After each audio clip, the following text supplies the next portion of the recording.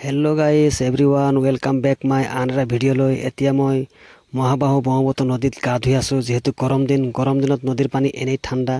তাৰ গা ধোৱাৰ আমেজে খুকিয়া যিসকলে নদীৰ পানীত গা ধোৱাৰ অভিজ্ঞতা আছে তেওঁলোকে ইয়াৰ আনন্দ অনুভৱ কৰিব পাৰিব সেই কাৰণে ভিডিওটো আপোনালোকৰ মাজত শেয়াৰ কৰি দিলো এয়া চাই আছে মই গা ধুই আছো নদীত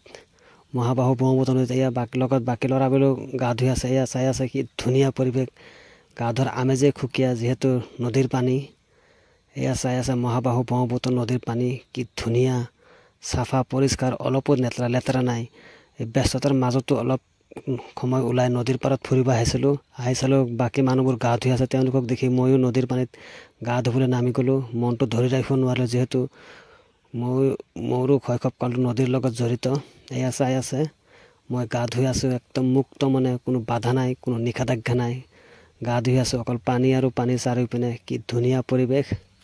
বহুত ভাল লাগি আছে যিসকল নদীত আগে পিছে গা ধোৱা অভ্যাস আছে তেওঁলোকে ভিডিওটো চালে তেওঁলোকৰ